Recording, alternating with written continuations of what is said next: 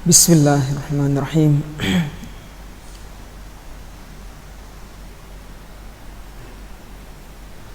Bismillahirrahmanirrahim. Assalamualaikum warahmatullahi wabarakatuh.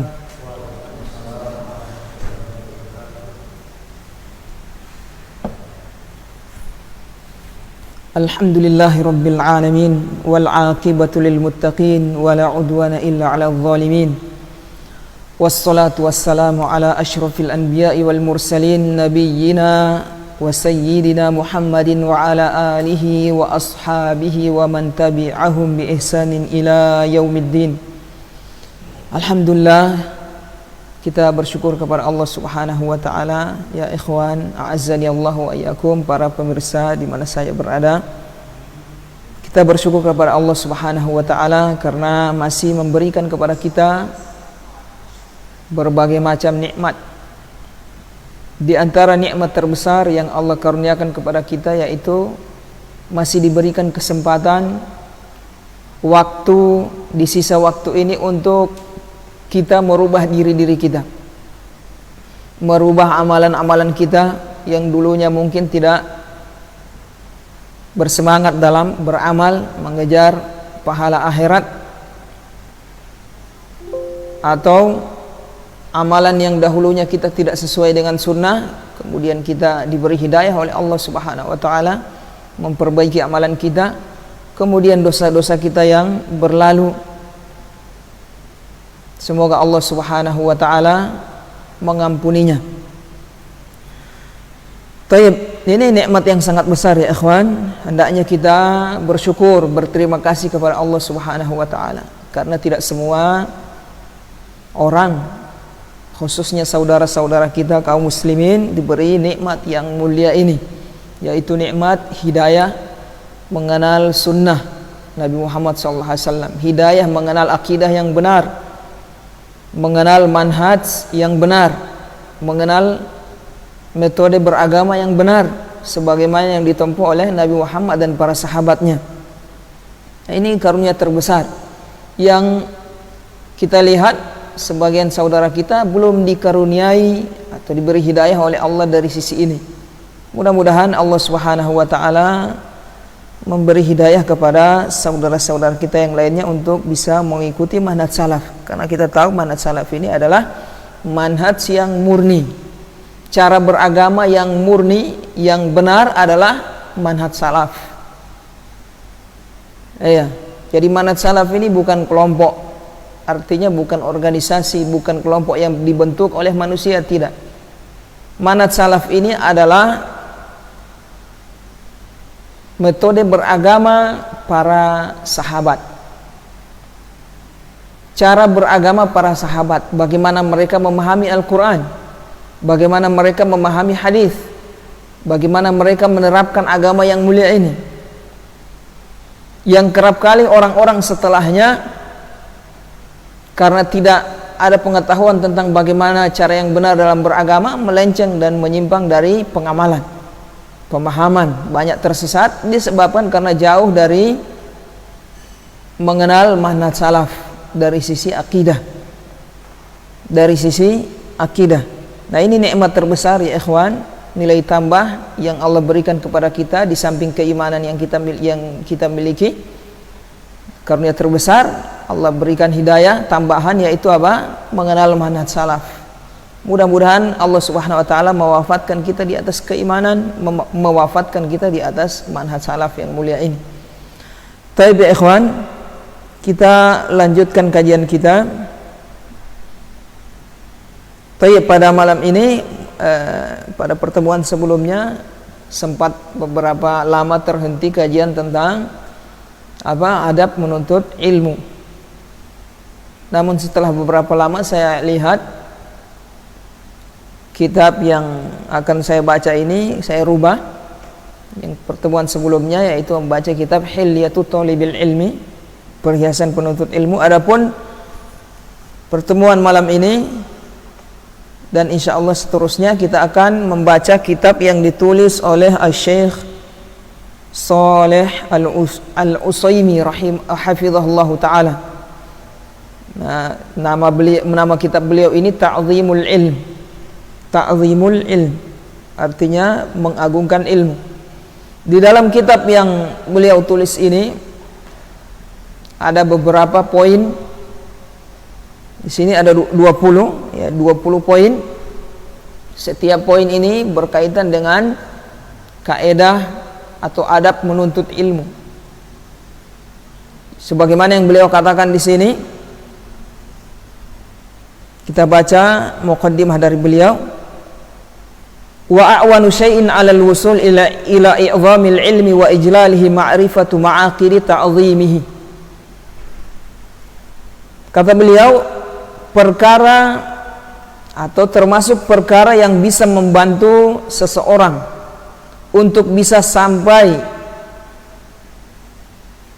pada pengagungan ilmu dan penghormatan ilmu. Jadi tulisan yang beliau tulis ini tujuan utamanya agar para penuntut ilmu bisa mengagungkan ilmu. Tujuan utamanya agar kita bisa mengagungkan ilmu. Ini kalau orang sudah mengagungkan ilmu, menghormati ilmu, menganggap ilmu itu sesuatu yang besar, yang banyak manfaatnya, ibadah yang mulia, insya Allah seseorang itu akan bersemangat mengejarnya, bersemangat mempelajarinya. Kata beliau, termasuk perkara yang besar yang bisa membantu seseorang untuk bisa sampai pada pengagungan ilmu. Jadi intinya kita bagaimana kita mengagungkan ilmu, ini tujuan dari kitab ini. Jadi di sini ada beberapa adab-adab, 20 adab yang beliau tulis. Siapa yang melewati adab ini, memahaminya dengan benar, kemudian mengamalkannya, menerapkannya, insya Allah dia akan mengagungkan ilmu. Dia akan mengagungkan ilmu. Kata beliau, yaitu ma'rifatu ma'aqiri ta'zimihi. Jadi perkara yang bisa membantu seseorang untuk bisa mengagungkan ilmu adalah mengetahui beberapa poin-poin yang akan beliau sebutkan di kitab ini. Ma'aqidu ta'zimihi, ada beberapa simpul, 20 simpul di sini yang beliau sebutkan. Ada 20 simpul. Mengetahui 20 simpul ini insya Allah kata beliau akan menyebabkan seseorang itu bisa mengagungkan ilmu, memuliakan ilmu, membesarkan ilmu dalam hatinya. Wahyal usulul jami'ah, 20 poin ini adalah pokok usul, kaedah yang jami', yang mengumpulkan, yaitu kaedah yang jami', artinya yang mengumpulkan adab-adab penuntut ilmu. Al-muhaqqiqatu li'azamatil ilmi fil qalb, yang bisa memunculkan atau mewariskan pengagungan ilmu di dalam hati. Faman akhadha biha kana mu'azziman lil ilmi mujillan lahu. Siapa yang mengambil 20 poin yang akan beliau sebutkan ini, maka dia akan mengagungkan ilmu dan memuliakannya. Wa man dhayya'aha fali nafsihi adha'ah. Dan siapa yang melalaikan, tidak mengambil 20 poin yang akan beliau sebutkan ini, maka dia akan dilalaikan. Wali hawahu, atau dia akan mengikuti hawa nafsunya. Fala yalumanna illa nafsah, maka tidaklah dia mencela kecuali dirinya sendiri. Waman la yukrimul ilma la yukrimuhul ilmu. Kata beliau, siapa saja yang tidak memuliakan ilmu, maka ilmu tidak akan memuliakan dia. Paham di sini ikhwan? Kata beliau, waman la yukrimul ilma la yukrimuhul ilmu. Siapa yang tidak memuliakan ilmu, maka ilmu juga tidak akan memuliakan dia. Siapa yang bersemangat menuntut ilmu, maka ilmu juga semangat untuk masuk kepada dirinya. Dia muliakan, dia agungkan ilmu, ilmu akan mengangkat derajatnya. Demikian sebaliknya, dia menganggap remeh ilmu, menganggap perkara yang tidak terlalu bermanfaat, ini juga ilmu akan melalaikan dia. Tayyib. Jadi kata beliau di sini, bagaimana sikap kita terhadap ilmu, maka begitu juga ilmu akan masuk ke dalam jiwa kita. Jadi semakin sedikit pengagungan, sedikit juga ilmu yang masuk. Walaupun secara surah banyak yang masuk, tapi keberkahannya sedikit. Paham ya ikhwan? Jadi ilmu itu memiliki dua sisi. Ada sisi kuantitas, ada sisi kualitas. Apa itu kuantitas? Ya berupa maklumat, tahu ini hukum halal, haram, ini dalilnya, ini hukumnya, pendapat ulama, ini begini dan seterusnya. Tapi dari sisi kualitas, tidak membekas di dalam hati atau sedikit membekas.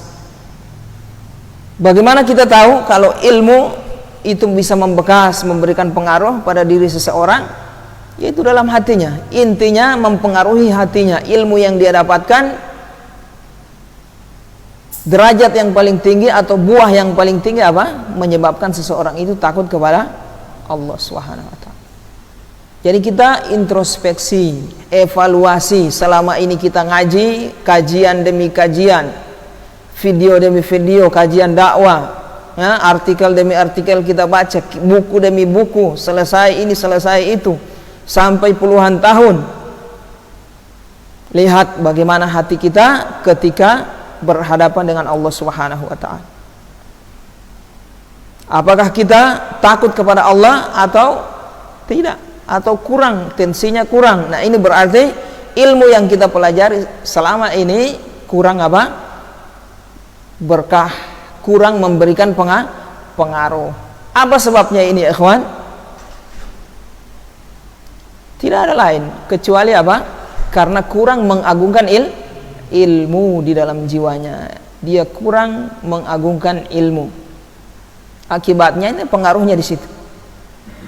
Kita tahu ilmu ini adalah mulia ya ikhwan. Ilmu adalah warisan para nabi, warisan Nabi Muhammad. Apa kita tidak bersemangat ingin mendapatkan warisan Nabi Muhammad sallallahu alaihi wasallam? Innal anbiya'a lam yuwarrithu dinaran wala dirhaman, kata Nabi Muhammad sallallahu alaihi wasallam dalam hadis yang sahih. Sesungguhnya para nabi itu tidaklah mewariskan harta, tidaklah mewariskan dinar, dirham, tidak mewariskan dunia, tidak. Wa innama warrathul ilma, mereka hanya mewariskan apa? Ilmu. Subhanallah, ilmu, warisan para nabi nih. Nabi Muhammad yang berkata, para nabi mewariskan ilmu, mewariskan ilmu. Jadi hendaknya ya ikhwan, kita agungkan ilmu ini. Nah, bagaimana kita bisa mengagungkan ilmu? Nah, di sini ada beberapa poin yang akan beliau sebutkan. Mudah-mudahan setelah mengkaji yang 20 poin ini bisa membuat kita, hati kita apa? Mengagungkan hormat terhadap ilmu. Taib, paham di sini ya ikhwan? Nah, itu dari sisi, jangan cuma hanya apa? Memperhatikan ilmu dari sisi apa? Kuantitas. Bertambah pengetahuan, bertambah maklumat, tapi sedikit pengaruhnya terhadap hati. Hati kurang rasa takut kepada Allah, kurang rasa rindu berjumpa dengan Allah, kurang rasa malu kepada Allah Subhanahu wa taala. Cuma kepada manusia yang besar malunya, malunya kepada Allah sedikit. Ini apa ini? Berarti ilmu masih kurang. Walaupun secara surah, secara lahiriah, kuantitasnya banyak yang dihafal, hafal Al-Quran. Ada ya ikhwan, seorang hafal Al-Quran 30 juz, tapi tukang main musik. Masya Allah, berapa 30 juz? Masya Allah, Al-Quran hafal 30 juz, namun main musik, disco. Ada. Paham di sini? Nah, itu apa seperti itu? Ini menunjukkan bahwasanya ilmu yang dia miliki, Al-Quran yang dia hafal tidak apa. Justru itu akan apa? Menjadi bumerang. Akan menghujat ilmu yang dia miliki, akan menghujat dia di akhirat kelak. Loh Ustadz, bagaimana katanya kan kalau bermaksiat ilmu susah masuk? Ini kok tukang maksiat ilmunya cepat masuk. Saya dulu di pesantren dulu ada teman. Kalau suruh ngafal hadis cepat, ngafal Al-Quran cepat, dia paling jago. Siapa yang hafal hadis berdiri, yang lain tidak berdiri, berdiri. Haddatsana Muhammad, haddatsana qala. Hadis Bukhari. Tapi ternyata apa? Orang ini melakukan perbuatan maksiat, pacaran, kedapatan. Tapi hafalannya kuat. Hafalannya kuat ya ikhwan. Ahli maksiat tapi hafalannya kuat. Kenapa seperti itu? Siapa yang bisa jawab? Apa kaitannya? Yang maklumat yang kita dapatkan apa? Orang kalau pelaku maksiat ilmu susah masuk, iya. Hafal susah. Pelajari ilmu kadang susah untuk memahami pengaruh dosa. Tapi ini lain. Siapa yang bisa jawab, Ade? Kenapa seperti itu?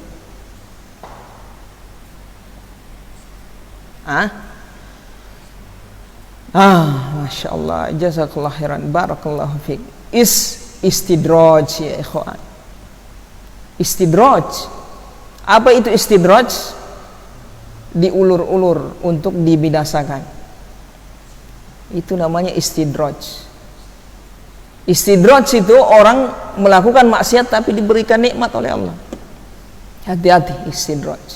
Antum lihat orang jarang sering meninggalkan sholat, tidak sholat jamaah, bikin dosa ini dosa itu, tapi nikmat jalan terus, usaha lancar, jarang sakit, sehat, segar bugar, senang terus, ya. Apa namanya ini? Istidraj. Apa itu istidraj? Diulur-ulur kebinasaan, diulur-ulur untuk dibinasakan, untuk disiksa, diazab. Hati-hati ya ikhwan. Kalau kita dapatkan diri kita bikin maksiat tapi nikmat jalan terus, hati-hati.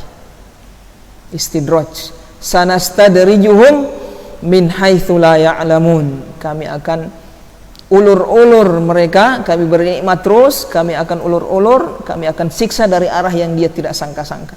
Itu istidraj namanya. Jadi istidraj itu sama antum beli ayam mau dipotong 2 hari setelahnya atau sepekan setelahnya, antum beli sekarang.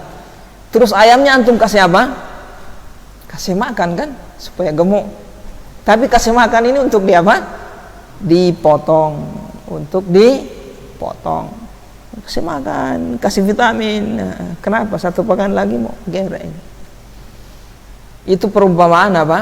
Istidraj, ilustrasinya seperti itu. Ini hati-hati. Sama saja berlaku juga pada ilmu agama. Kalau kita rasa kita ini bikin maksiat, lancar hafalan kuat, ya kan? Belajar lancar, hati-hati, istidraj juga itu.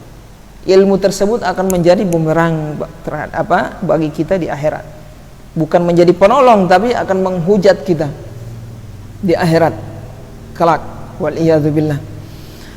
Tayyib, paham di sini ikhwan? Nah, ini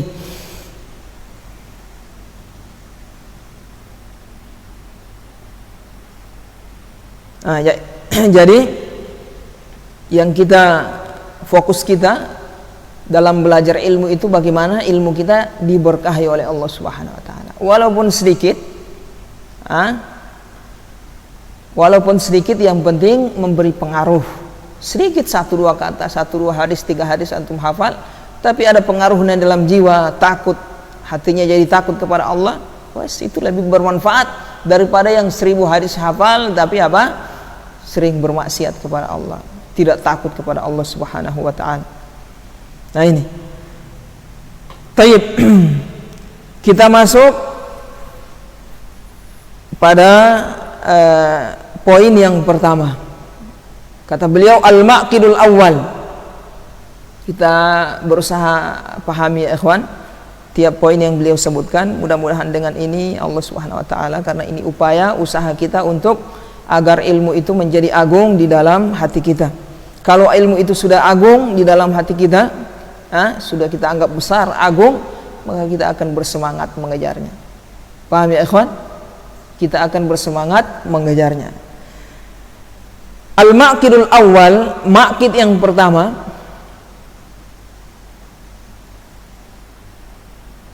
atau simpulan yang pertama. Maqid apa terjemahan bahasa Indonesia? Bahasa Arab saya paham, cuma mau diterjemahkan ke bahasa Indonesia. Al-maqidul awal, simpul yang pertama. Ini ada 20 simpul ya. Simpul yang pertama, tathiru wi'a'il ilmi. Tathiru wi'a'il ilmi, membersihkan tempatnya ilmu. Membersihkan tempatnya ilmu. Ini simpul yang pertama. Membersihkan tempatnya ilmu. Apa itu tempatnya ilmu?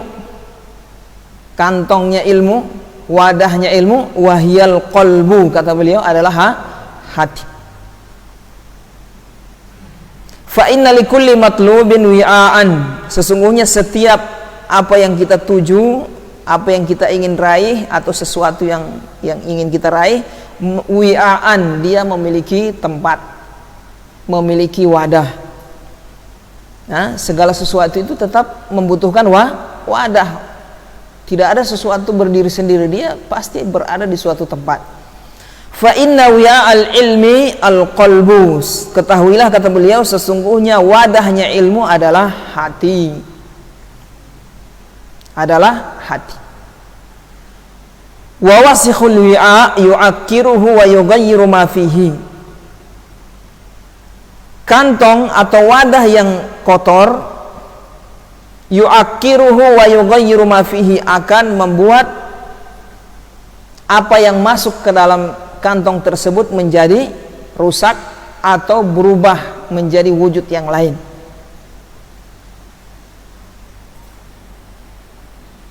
Jadi kalau kantongnya kotor, antum ingin menyimpan sesuatu yang bersih, misalnya, ingin sesuatu itu bersih, tidak kotor, terjaga, wadahnya antum bersihkan dulu.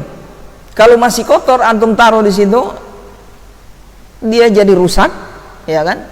Nah, kalau berupa makanan jadi rusak, basi, atau berubah menjadi bentuk yang lain.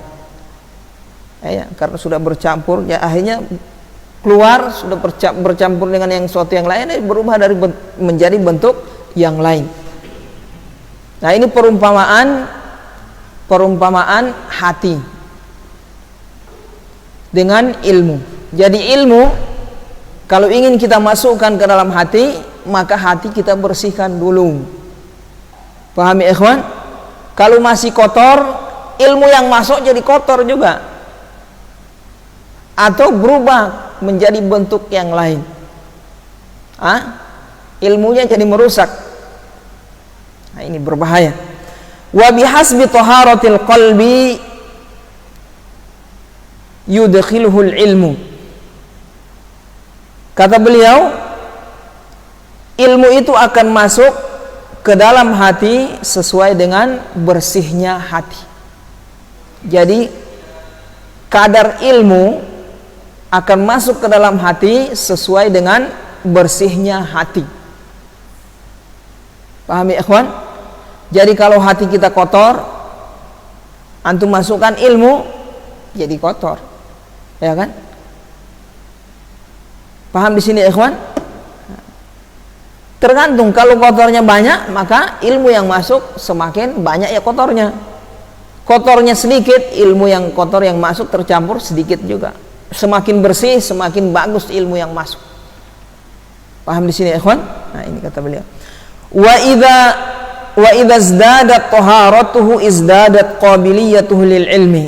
Jika bertambah kebersihan hati, kebersihan wadahnya ilmu, maka akan bertambah juga penerimaannya terhadap ilmu. Subhanallah, perumpamaan yang sungguh baik, yang bagus. Wa mathalul ilmi fil qalbi kanuril misbah. Kemudian beliau mengatakan, permisalan ilmu yang menancap di dalam hati Kanuril misbah, seperti cahaya lampu. Seperti cahaya misbah, lampu. Jadi lampu yang dibungkus dengan kaca. Ada lampu bungkus dengan kaca. In safa zujajuhu sya'at anwaruhu wa in latokhathul awsahu kasafat anwaruhu. Kata beliau, kalau kacanya yang membungkus cahaya tadi, kacanya itu bening, maka cahaya juga yang tembus, yang keluar akan banyak. Kalau kacanya kotor, ya kan? Kacanya apa? Banyak apa? Belepotan kotor, banyak debu, maka cahaya yang tembus juga sedikit. Antum lihat lampu, ya kan? Kaca. Lampu ada cahaya dibungkus dengan kaca, kan? Nah, kalau kaca bagian luar itu kotor, cahaya yang keluar sedikit juga, ya kan? Kalau semakin bening, semakin bersih, maka cahaya yang memancar juga semakin banyak. Nah, itu perumpamaan ilmu yang ada di dalam hati. Bagaimana perumpamaannya? Seperti kaca tadi.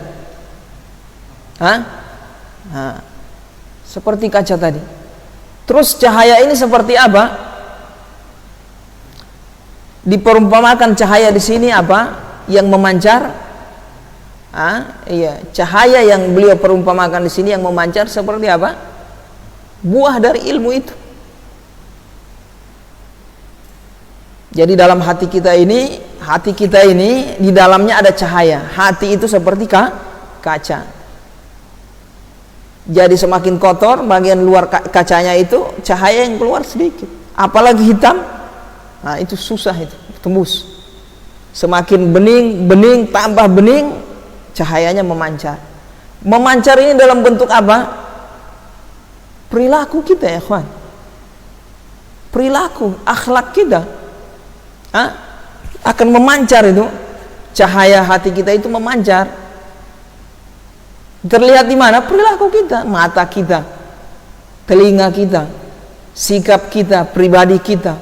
Itu cahayanya itu. Antum lihat orang akhlaknya tidak bagus, berarti hatinya yang kotor. Paham? Hatinya kotor. Tapi kalau semakin bening, semakin bagus, cahayanya kuat, nah itu mempengaruhi. Cahaya juga dari sisi keimanan juga, kan? Ilmu yang masuk cahayanya. Kalau kuat, nah, terlihat mata. Nah, lihat sesuatu yang haram, kalau bening, ya, cahayanya kuat, maka dia akan berpaling. Oh, ini yang haram ini. Allah melihat saya.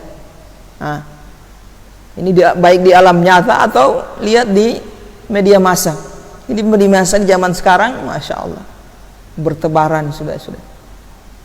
Tidak bisa dihindari itu. Ya, apa yang penampakan yang haram, aurat dan seterusnya. Hampir tidak bisa dihindari. Nah, hati yang bercahaya dengan keimanan akan apa? Memalingkan matanya dari melihat yang haram. Begitu juga mendengar, telinganya juga terpaling. Dengan yang haram, dia berusaha berpaling karena ada cahaya masih. Beda kalau tidak ada cahaya, matanya los, halal haram los, telinganya juga dengar yang haram los, akhlaknya, tangannya, perbuatannya, lisannya juga. Itu juga pancaran cahaya dari hati. Dari hati, ya ikhwan. Lisannya tidak dijaga, kata-katanya yang keluar, apakah menyinggung, mencela orang lain, menggibah, mengadu domba, merusak hubungan, perkara yang maksiat dan seterusnya. Itu semua dari hati, ya ikhwan. Hatinya kurang bercahaya atau redup, tidak ada cahaya.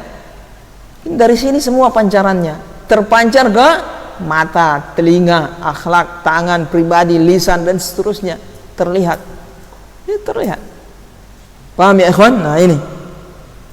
Faman arada hiyazatal ilmi falyuzayyin batinahu wa yutahhir qalbahu min najasatihi.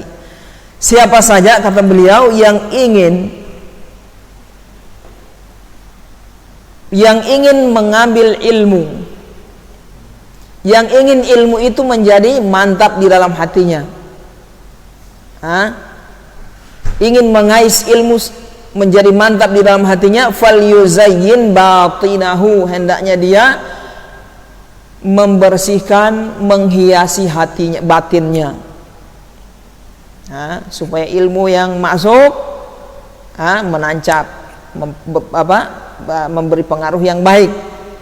Bersihkan dulu itu hatinya, kalau tidak menjadi kotor ilmu yang masuk tadi itu. Wa yutahhir qalbahum min najasatihi, akan membersihkan hatinya dari najis, kotoran-kotoran. Fal ilmu jauharun latifun la yasluhu illa lil qalbin nadhif. Kata beliau, ilmu itu adalah sesuatu yang latif, yang lembut, yang bening, yang sesuatu yang indah, yang bagus. La yasluhu illa lil qalbin nadhif, tidak akan layak dia masuk ke suatu wadah, suatu hati, kecuali hati yang bersih.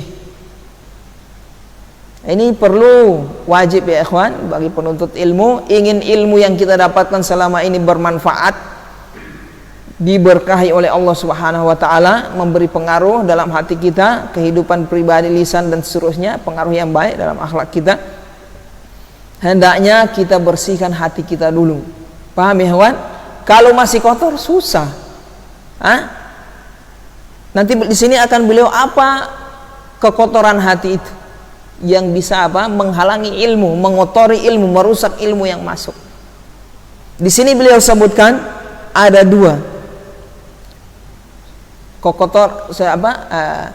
kekotoran yang harus kekotoran hati yang harus dibersihkan agar ilmu masuk bagus, menancap, memberi pengaruh. Ada dua secara garis besar. Kata beliau, ahaduhuma taharatuh min najasati syubhat,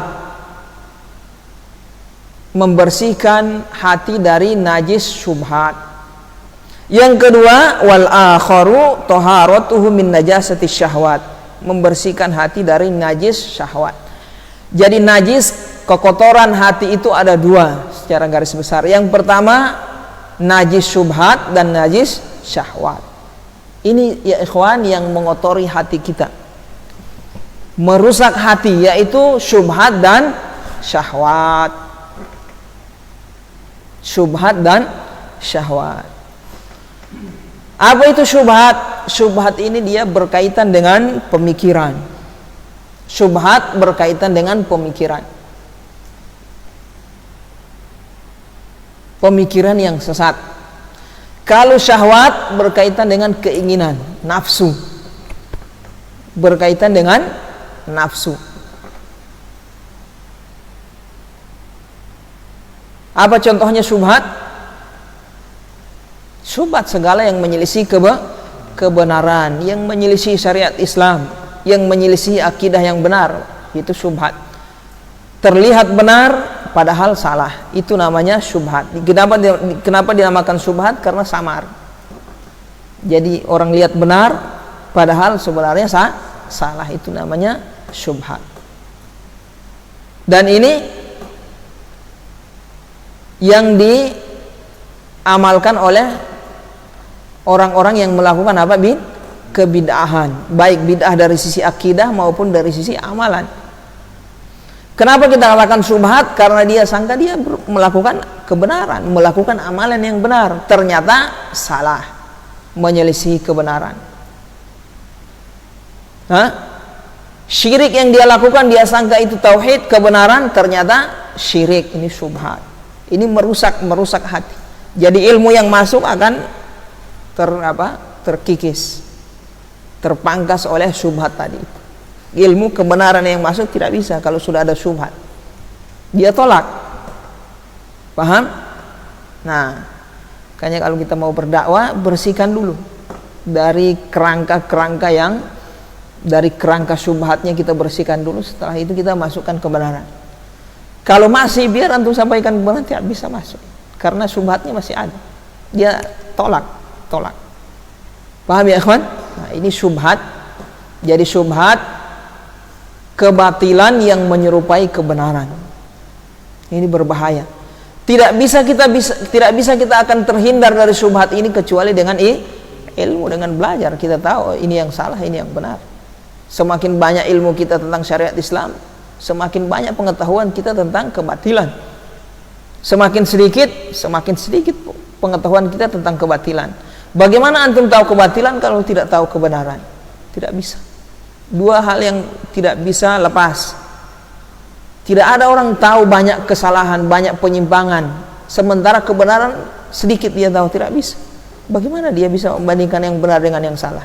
Dia harus tahu yang benar dulu, baru tahu yang salah. Paham di sini ikhwan? Nah, makanya ikhwan, termasuk metode belajar yang benar, mantapkan dulu belajar yang benar.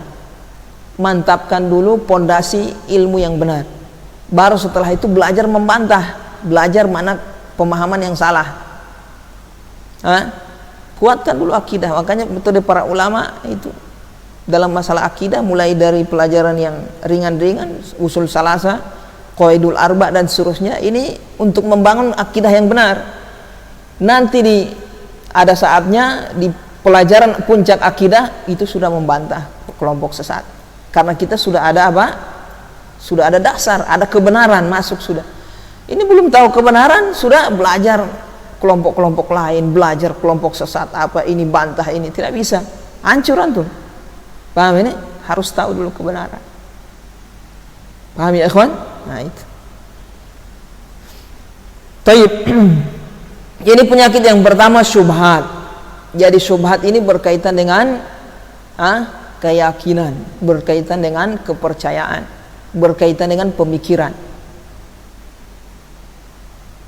Pemikiran yang sesat, keyakinan yang sesat yang dianggap benar. Ini akan merusak ilmu yang masuk. Ketika ada ilmu masuk, dia tolak karena ada syubhat tadi itu. Ini kita bersihkan ya ikhwan. Bagaimana kerangkanya? Kita ikut manhaj salaf. Apa itu manhaj salaf? Manhaj salaf adalah metode beragama para sahabat. Paham ini ya ikhwan?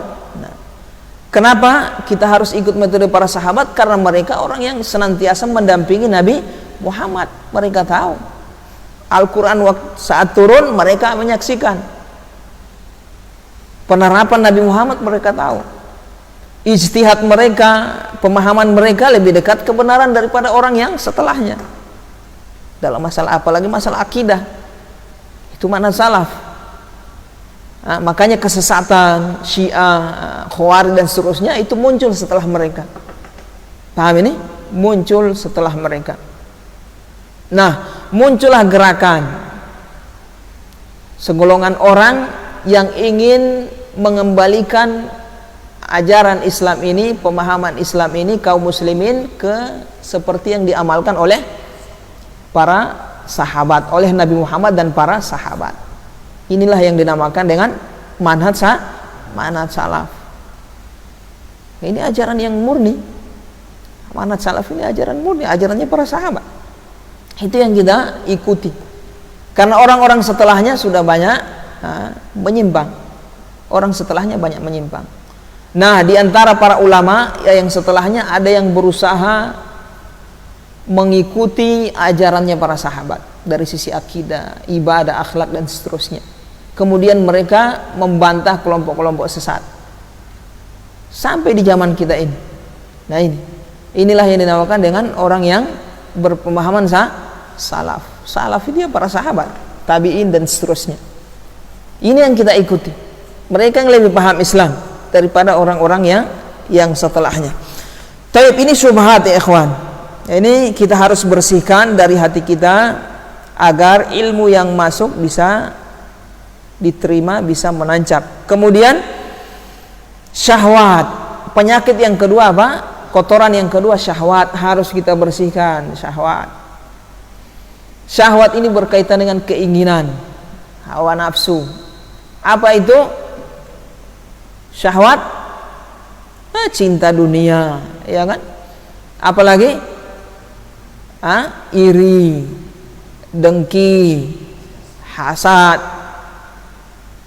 apalagi sombong, riya, sum'ah,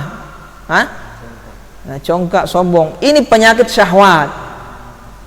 Paham di sini, ikhwan? Ini penyakit syahwat. Ini bukan berkaitan dengan pemikiran ini. Makanya kita dapatkan ada orang pemikirannya benar, di atas manhaj salaf dia, ya kan? Tapi rusak dari sisi syahwat. Dia tahu maksiat haram, dia begen, syahwat rusak. Dia tahu ini haram, mendengki, mendendam orang tidak boleh, apalagi saudara sesama kaum muslimin tidak boleh, dia masih dia pakai. Mencela dan seterusnya, ini syahwat, iri dan seterusnya, riya, beramal ingin dipuji, disanjung, ingin disanjung.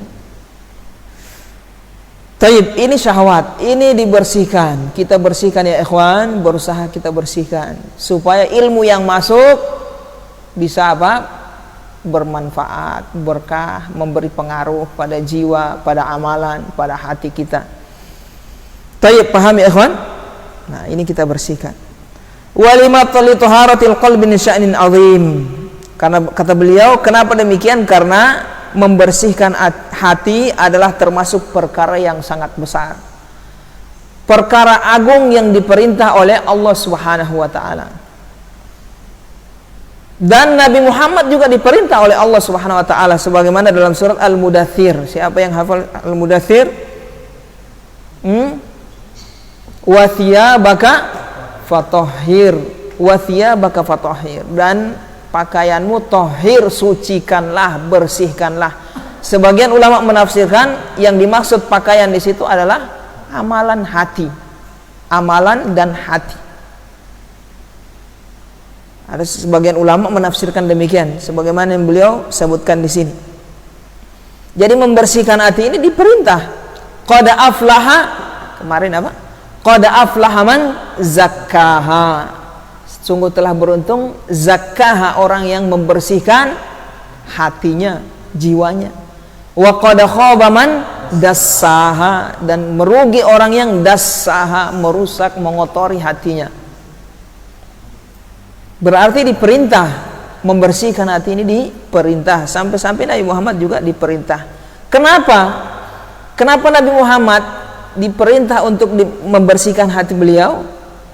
Agar wahyu yang masuk bisa menancap, bisa memberikan pengaruh dalam jiwa beliau. Wahyu ini sudah, wahyu itu ilmu. Paham ini? Nah, begitu juga kita, agar ilmu yang masuk ini, ilmu ini adalah warisan para nabi ya ikhwan. Nah, ilmu warisan para nabi ini. Para nabi tidak mewariskan harta ya ikhwan. Paham di sini? Fatimah, putri Nabi Muhammad sallallahu alaihi wasallam radhiyallahu anha, mendatangi siapa? Abu Bakar, minta siapa? Minta apa? Warisan. Sepeninggal Rasulullah sallallahu alaihi wasallam, beliau minta warisan. Warisan dari ayah saya. Kemudian kata siapa ini? Abu Bakar radhiyallahu anhu, sesungguhnya para nabi itu tidak mewariskan. Para nabi itu, kata Nabi Muhammad sallallahu alaihi wasallam, nahnu ma'asyiral anbiya lam nuwarithu, kami semua para nabi tidak mewariskan. Jadi Nabi Muhammad tidak mewariskan. Satu saja yang diwariskan oleh para nabi apa? Ilmu. Subhanallah. Jadi antum duduk di sini, para pemirsa yang mendengar ini sedang apa? Menerima warisan Nabi Muhammad sallallahu alaihi wasallam, menerima ilmu. Siapa yang tidak suka dengan warisan Nabi Muhammad sallallahu alaihi wasallam? Masya Allah. Taib, dibersihkan hatinya agar ilmu yang masuk bisa menancap, bisa memberikan pengaruh, diberkahi oleh Allah Subhanahu wa taala. Wa idza kunta tastahi min nadhari makhluqin mithlika ila wasakhi thawbika fastahi min nadharillahi ila qalbik. Kata beliau, jika engkau malu dilihat pakaianmu perbuatanmu yang buruk, pakaianmu yang kotor, malu dilihat oleh manusia, maka malulah engkau malulah engkau kepada Allah ketika Allah melihat hatimu kok kotor, amalanmu, kepribadianmu, akhlakmu kotor, malu kepada Allah Subhanahu wa taala. Nah, antum jalan pakaian compang-camping atau kotor kan malu. Mau antum ada kotoran tanah apa? Malu. Bagaimana berhadapan dengan Allah? Hati penuh dengan kekotoran, kita tidak bersihkan. Tidak malu kita berhadapan dengan Allah Subhanahu wa taala dengan hati yang kotor. Nah ini, jadi kita bersihkan ya ikhwan. Ini juga tujuannya apa? Supaya ilmu yang masuk bisa menancap, memberi pengaruh dalam hati kita sehingga merubah hati dan amalan kita menjadi baik. Taib wa man tahara qalbahu fihi al-ilmu halla wa man lam yarfa' minhu najasatuhu wa da'ahu al-ilmu wartahal. Kata beliau, siapa yang membersihkan hatinya maka ilmu akan menancap, akan bersarang di dalam hatinya itu ilmu, dan bagus, subur ilmu kalau hatinya bersih. Kalau kotor, ilmu yang masuk juga ikut kotor, tercampur, ya kan? Tercampur atau berubah menjadi bentuk yang lain. Bisa jadi kalau hatinya bisa merubah-rubah, kotor, itu kotor. Kata beliau, siapa yang membiarkan hatinya kotor maka ilmu akan pergi atau berubah atau rusak.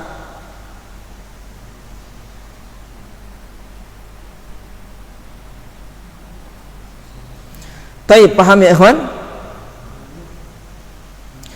Kata Sahal bin Abdullah rahimahullahu ta'ala, Sahal bin Abdullah, seorang imam yang terkenal rahimahullahu ta'ala, beliau berkata, haramun ala qalbin ayyadkhulahu nur wa fihi syai'un mimma yakrahu Allahu jalla wa ala. Haram bagi hati akan dimasukkan oleh cahaya. Artinya apa? Tidak mungkin hati yang di dalam hati tersebut ada sesuatu yang dibenci oleh Allah Subhanahu wa taala. Haram untuk dimasuki oleh ilmu, karena ilmu itu hidayah dari Allah Subhanahu wa taala. Paham ya ikhwan? Kita bersihkan hati kita. Bersihkan hati kita ikhwan. Bersihkan dari apa? Syubhat dan syahwat. Syubhat dan syahwat. Bagaimana? Terus kita belajar. Terus introspeksi diri. Malam sebelum tidur evaluasi. Saya mulai dari bangun pagi sampai mau tidur ini apa saja yang saya bikin. Di jam sekian astagfirullah saya melakukan dosa. Di jam sekian astagfirullah saya melakukan dosa. Di jam sekian saya beramal, alhamdulillah, bersyukur kepada Allah Subhanahu wa taala. Paham ya ikhwan? Evaluasi ikhwan. Jangan cuma evaluasi dunia. Ini tanggal sekian sudah berapa yang masuk ini pemasukan, duitnya sudah berapa duit, oh ini saya kekurangan sekian, ini utang sekian, jangan hitung. Kita hitung apa? Evaluasi amalan kita ya ikhwan, mulai dari bangun pagi sampai mau tidur itu, jangan sampai kita tidur sudah tidak bangun lagi. Bisa antum tidur sudah tidak bangun. Oleh sebab itu apa? Evaluasi ya ikhwan. Sebelum tidur, saya baru dari bangun tidur sampai sekarang apa saja yang saya bikin. Tuh mulai ingat-ingat, astagfirullah saya bikin dosa tadi di jam sekian. Oh tadi saya beramal, alhamdulillah. Bersyukur kalau beramal. Kalau amalan baik syukur. Kalau amalan dosa bertobat kepada Allah Subhanahu wa taala. Begitu terus. Antum kalau bikin tiap hari, masya Allah. Evaluasi terus. Supaya hati ini menjadi bersih. Sebelum tidur juga ingat, bersihkan hati dari dengki, dendam, iri kepada sesama kaum muslimin. Ampuni orang yang melakukan kesalahan, kezaliman kepada kita. Itu hati yang bersih. Paham di sini ikhwan? Taib, alhamdulillah selesai. Insyaallah pada pertemuan berikutnya kita masuk al-ma'qidus tsani, simpul yang kedua, yaitu ikhlasun niyah, mengikhlaskan niat dalam menuntut ilmu. Kalau yang pertama tadi apa? membersihkan tempat ilmu supaya ilmu yang masuk juga murni, ilmu yang masuk sehat, menancap, memberi pengaruh. Tidak kotor ilmunya. Kalau tempatnya kotor jadi kotor masuk ilmu. Paham ini? Membersihkan dari kotoran apa? Syubhat, syahwat. Syubhat, syahwat. Ya dengan cara menuntut ilmu kita ini belajar ya ikhwan, ini supaya sudah upaya untuk membersihkan membersihkan hati. Jangan tinggalkan majelis ilmu. Kalau tidak bisa minimal dengar lewat online, belajar. Ini semua akan mengkikis kekotoran hati kita insyaallah. Taib. Ada pertanyaan ya ikhwan? Insyaallah. Pak Sandi? Biasanya paling tanya ya.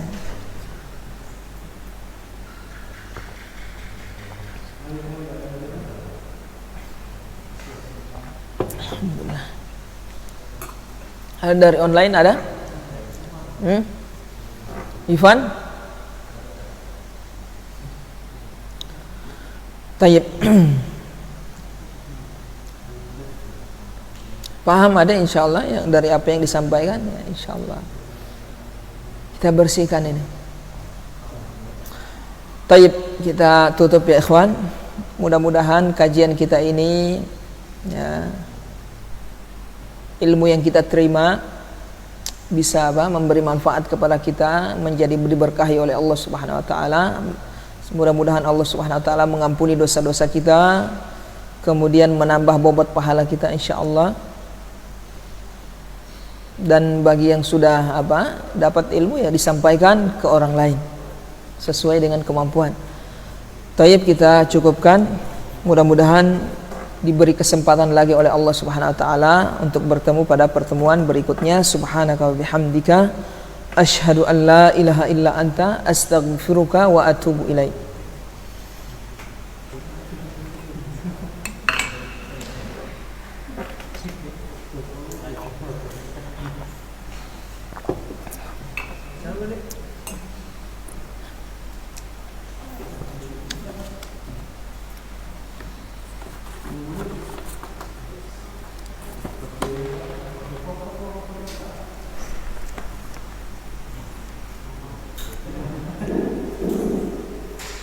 Sampai antum besok tuh Jumat ini siap-siap ada hari Jumat tuh.